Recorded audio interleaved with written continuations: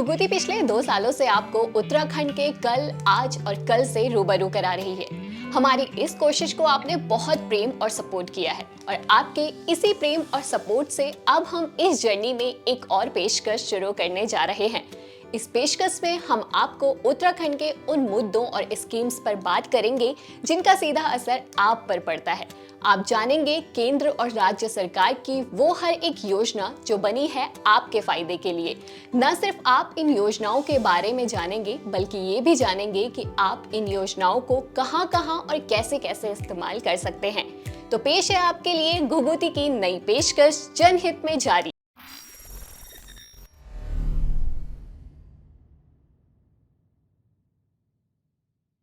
जनहित में जारी के पहले एपिसोड में आज बात करेंगे आयुष्मान योजना की। ये योजना अस्पतालों में आपके बिल का बोझ कम करने में काफी ज्यादा मददगार होती है, लेकिन कई लोगों को इस योजना की पूरी जानकारी नहीं होती। ऐसे में कई बार वे इस योजना का लाभ नहीं ले पाते हैं।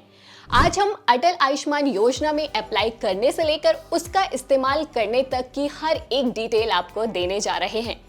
क्या है आयुष्मान योजना, कैसे आप इस योजना का लाभ ले सकते हैं, किन बीमारियों के लिए आप इसका इस्तेमाल कर सकते हैं, आयुष्मान योजना के तहत आपके इलाज का कितना बिल कवर हो सकता है, क्या इस योजना का लाभ वो लोग भी ले सकते हैं जो सेंट्रल गवर्नमेंट की दूसरी हेल्थ योजनाओं जैसे ECHS और CGHS का फायदा लेते हैं, क्या इसे इमरजेंसी में भी इस्तेमाल किया जा सकता है, क्या इसे इस्तेमाल करने के बाद अस्पताल को और पैसे देने की जरूरत है। आयुष्मान योजना से जुड़े इन सभी सवालों के जवाब हम आपको इस एपिसोड में देने वाले हैं। इसके साथ ही बताएंगे कि कैसे आप आयुष्मान कार्ड बना सकते हैं। आयुष्मान कार्ड बनाने के लिए क्या क्या डॉक्यूमेंट्स चाहिए, कौन कौन इसे बना सकता है, क्या इसका इस्तेमाल उत्तराखंड के बाहर भी किया जा सकता है। आयुष्मान योजना से जुड़े आपके हर एक सवाल का जवाब हम आपको दे रहे हैं जनहित में जारी के इस पहले एपिसोड में। आयुष्मान भारत योजना का आधिकारिक नाम प्रधानमंत्री जन आरोग्य योजना है। ये केंद्र सरकार की एक बीमा योजना है। केंद्र की इस योजना का मकसद भारत के उन वर्गों को फ्री इलाज देना है जो आर्थिक रूप से कमजोर हैं। केंद्र सरकार ने 2018 में इसकी शुरुआत की थी। इस योजना के तहत एलिजिबल लोगों को 5 लाख रुपए का हेल्थ इंश्योरेंस कवर मिलता है। इस योजना के तहत अस्पताल में भर्ती होने पर प्रति परिवार को 5 लाख रुपए सालाना तक कैशलेस इलाज की सुविधा मिलती है। इसका मतलब ये है कि 1 साल में आप आयुष्मान योजना के तहत अधिकतम 5 लाख रुपए तक अस्पताल का बिल भर सकते हैं। अगर कोई अस्पताल में भर्ती होता है और उसका बिल 5,50,000 आता है तो ऐसी स्थिति में 5 लाख रुपया आयुष्मान योजना से भरे जा सकते हैं। हालांकि 5,000 संबंधित व्यक्ति को अपनी जेब से भरना होगा। दूसरी तरफ अगर आपका बिल एक बार 3 लाख आया तो वो पूरा बिल आयुष्मान योजना से जाएगा। ऐसी स्थिति में उस साल के लिए इस योजना के तहत आपके पास सिर्फ 2 लाख का कवर बचा होगा। यानी कि दूसरी बार अगर कोई अस्पताल में भर्ती होता है तो तब अधिकतम 2 लाख रुपए तक का बिल ही इस योजना के तहत कवर होगा। केंद्र सरकार की इस योजना को कई राज्यों ने नहीं लागू किया है, लेकिन कई ऐसे राज्य भी हैं जिन्होंने इसे लागू किया है। कई राज्यों ने अपने क्षेत्र में इस योजना को विस्तार भी दिया है। इस विस्तार के तहत कई राज्य सरकारें 5 लाख रुपए का एक्स्ट्रा कवरेज दे रही है, तो कई सरकारों ने इस योजना के लाभार्थियों की संख्या बढ़ाने का काम किया है। उत्तराखंड ने भी ऐसा ही किया है। उत्तराखंड में इसे विस्तार देती योजना है अटल आयुष्मान उत्तराखंड योजना, जहां केंद्र सरकार की आयुष्मान योजना से राज्य के 5 लाख लोगों को फायदा मिलता है। लेकिन उत्तराखंड सरकार की योजना से इसमें 18 लाख लोग और शामिल हो जाते हैं। उत्तराखंड की आयुष्मान योजना के तहत हर वर्ग का व्यक्ति कवर होता है। अब वो कैसे, इसकी भी जानकारी हम आपको देंगे, लेकिन फिलहाल जान लेते हैं कि केंद्र की आयुष्मान भारत जन आरोग्य योजना काम कैसे करती है। केंद्र सरकार की योजना 3 मॉडल्स के थ्रू काम करती है। पहला है ट्रस्ट मॉडल। इस मॉडल के तहत राज्य स्वास्थ्य एजेंसियां सीधे योजना को लागू करती हैं और अस्पताल से लेकर कार्ड धारकों का सारा डाटा और इलाज का खर्च हैंडल करती हैं। दूसरा मॉडल है इंश्योरेंस मॉडल। इसमें राज्य स्वास्थ्य एजेंसियां टेंडर के थ्रू किसी इंश्योरेंस कंपनी को ये सारा काम संभालने की जिम्मेदारी देती है, जिसके बदले में राज्य स्वास्थ्य एजेंसियां उन कंपनी को पैसे देती है। इस मॉडल में इंश्योरेंस कंपनी ही अस्पताल से इलाज के खर्च का हिसाब रखती है। तीसरा मॉडल है हाइब्रिड मॉडल। इसमें दोनों ही तरीकों से आयुष्मान कार्ड धारक और अस्पतालों को मैसेज किया जाता है। यहाँ इंश्योरेंस कंपनी इलाज के खर्च का शुरुआती हिस्सा हैंडल करती है, वहीं बचा हुआ हिस्सा राज्य स्वास्थ्य एजेंसियां हैंडल करती है। इस टेबल में आप देख सकते हैं कि किस राज्य में कौन से मॉडल के तहत आयुष्मान योजना को चलाया जा रहा है। केंद्र की आयुष्मान भारत योजना 2011 की जनगणना पर आधारित है। 2011 में जो भी परिवार आर्थिक रूप से मजबूत नहीं थे, उन्हें इस योजना के तहत प्रति परिवार 5 लाख सालाना का हेल्थ इंश्योरेंस कवर मिलता है। यहाँ ध्यान रखें कि पूरे परिवार को 5 लाख रुपए का कवर मिलता है, ये प्रति व्यक्ति नहीं होता। सितंबर 2024 में केंद्र सरकार ने 70 साल से ज्यादा उम्र के लोगों के लिए भी इसका विस्तार किया है। इसके मुताबिक 70 प्लस उम्र वालों को बिना उनकी आय की परवाह किए बिना इस योजना का लाभ मिलेगा।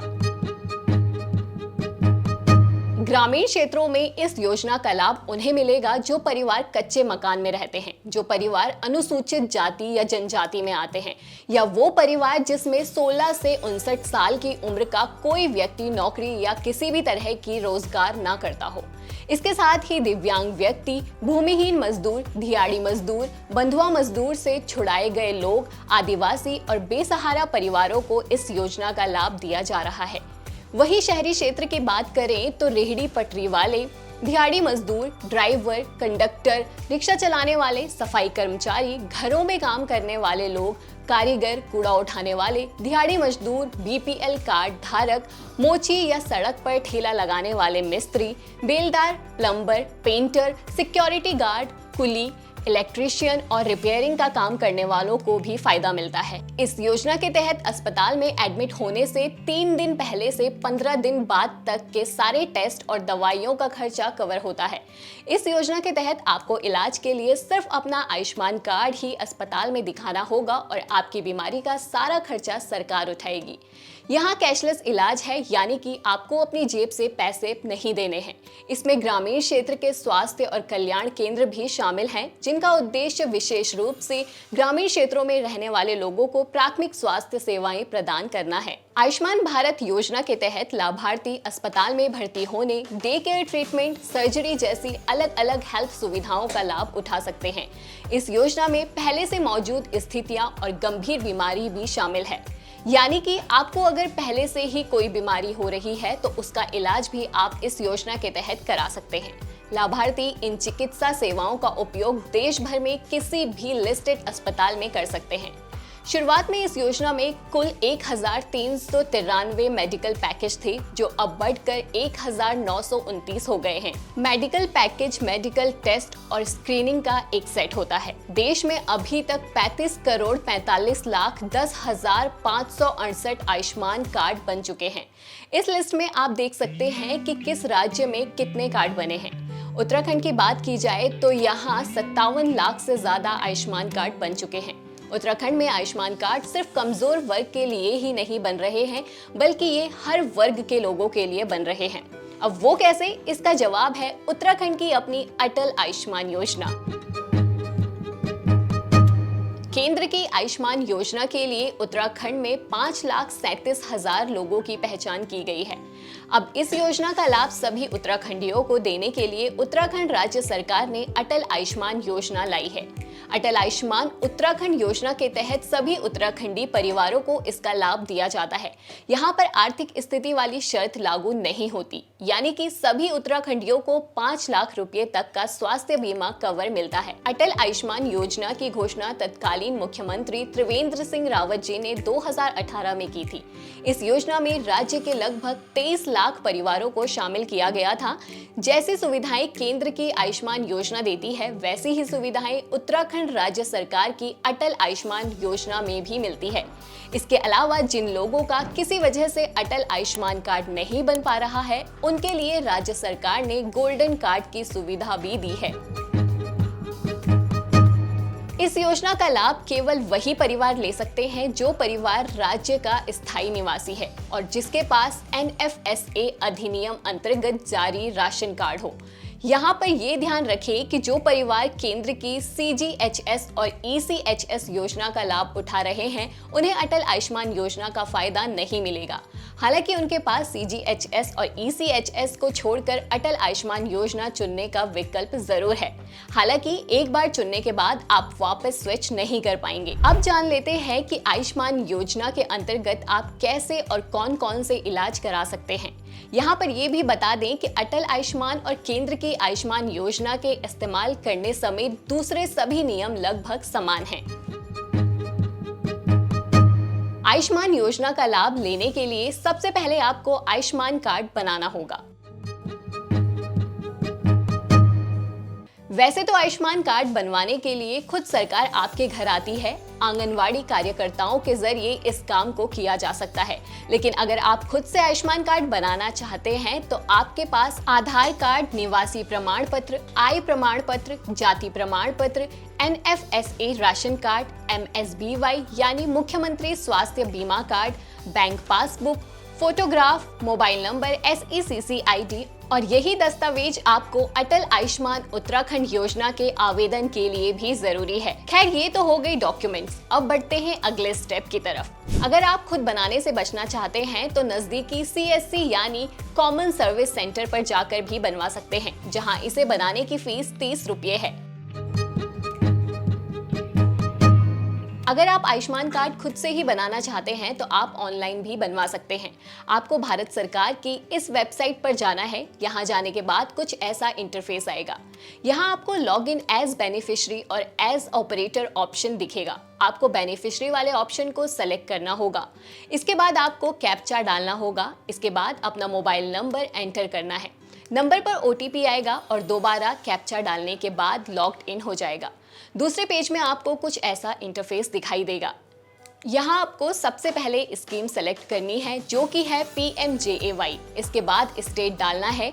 जैसे ही आप स्टेट सेलेक्ट करेंगे तो राज्य में जो भी योजनाएं PMJAY के अंदर चल रही हैं वो आपको सब स्कीम वाले सेक्शन में दिखेंगे। जैसे अगर आप आंगनवाड़ी में आशा हैं तो आपको आशा सेलेक्ट करना है। वही दूसरा है EWW AWH, जो आंगनबाड़ी वर्कर्स और आंगनबाड़ी हेल्पर्स हैं, उन्हें ये ऑप्शन सेलेक्ट करना है। तीसरा ऑप्शन है गवर्नमेंट एम्प्लॉयज के लिए। गवर्नमेंट पेंशनर के लिए चौथा ऑप्शन है। फिर आता है NFSA यानी कि आम लोग जिनके पास सिर्फ राशन कार्ड है और जो किसी सरकारी नौकरी में नहीं है।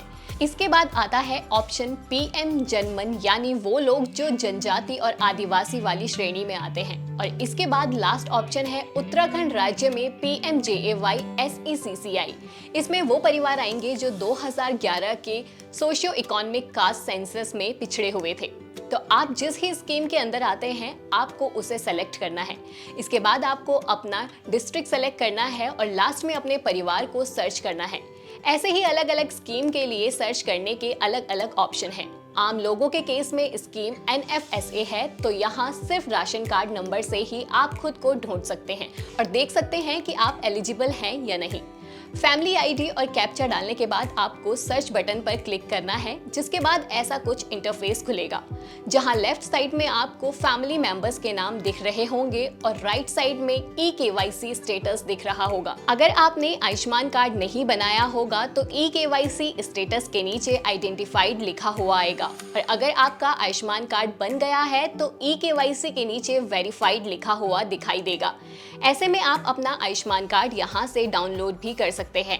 इसके अलावा आपको एक्शन के नीचे डाउनलोड का साइन दिखाई देगा। इस पर क्लिक करेंगे तो आपके आधार नंबर के लास्ट के 4 डिजिट शो हो रहे होंगे और उसके बगल में ही वेरीफाई का ऑप्शन भी आ रहा होगा। वेरीफाई पर क्लिक करने के बाद एक कंसेंट फॉर्म खुलेगा। उस पर ओके और अलाउ करने के बाद आपको आधार OTP, फिंगरप्रिंट या आइरिस का ऑप्शन आएगा।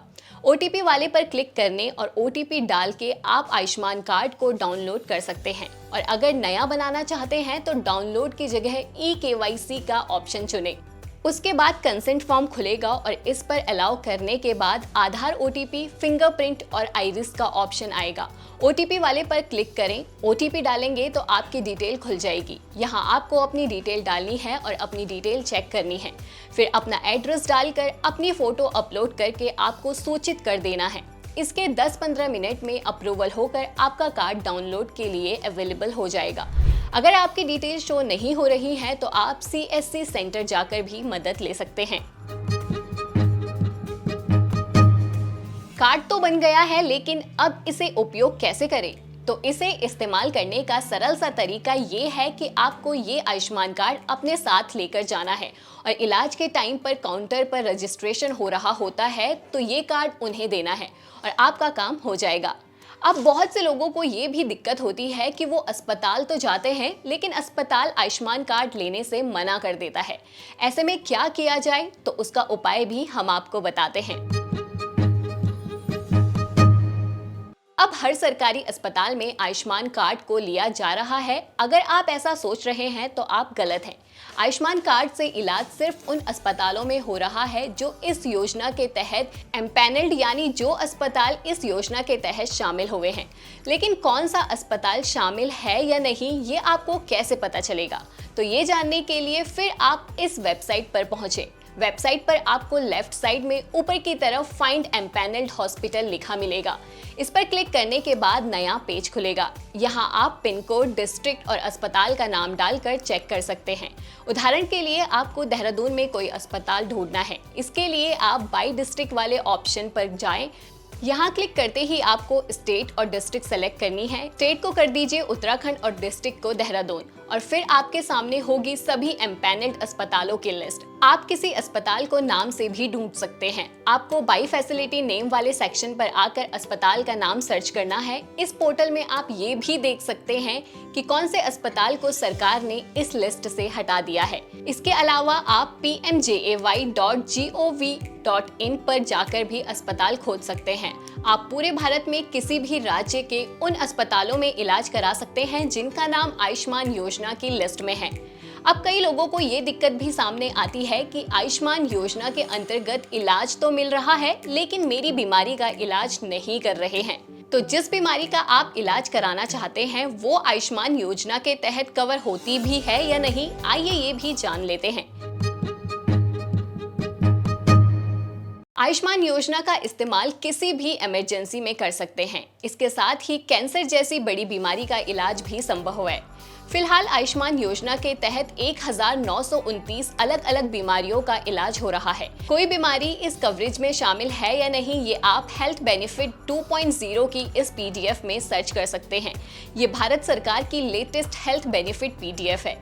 इसका लिंक आपको डिस्क्रिप्शन बॉक्स में भी मिल जाएगा।